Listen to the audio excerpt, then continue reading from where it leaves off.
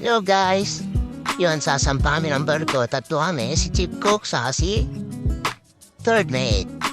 So yun guys, sampa kami dito sa may Turkey. Ayan yung barko namin na sasampahan, yung Hollandia. Ang biyahe namin around Mediterranean lang. Dito lang sa loob-loob. Spain, Greece, Turkey, mga ganyan. Italy minsan meron. So yun nga, kita niyo yung barko guys, hindi siya ganong kalaki, hindi rin siya ganong kalit, tama lang. Mas okay yung ganitong barko guys, para sa akin, kasi hindi siya yung marami masyadong trabaho. So yun na nga, sampa na kami, tatlo lang kami, yan na yung unang biyahe namin. Pupunta rin kami sa Turkey, sa Istanbul. Yan, biyahe na kami dyan. Medyo malapit na kami yan, ayun na yung piloto. Sampa na yung piloto, yan, malapit na kami sa puerto.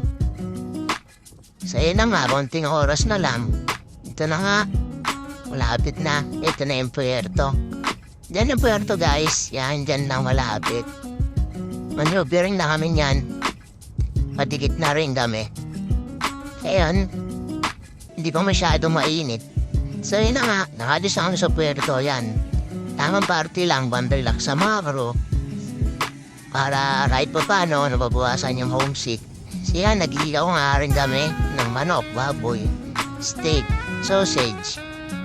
Ganun lang yung buhay sa barko. Minsan mahirap, minsan masarap. So yun nga, naglitsyon kami.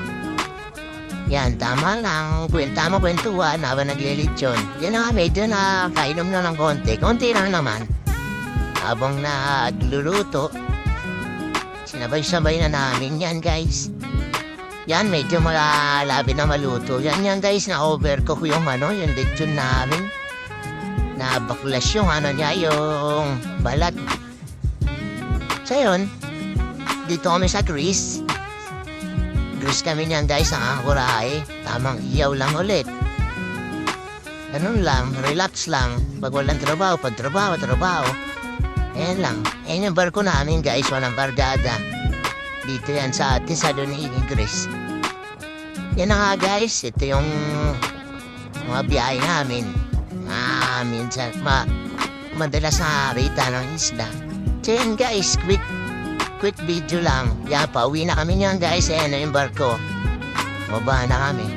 So yan lang guys. Maraming salamat sa panonood. Thank you.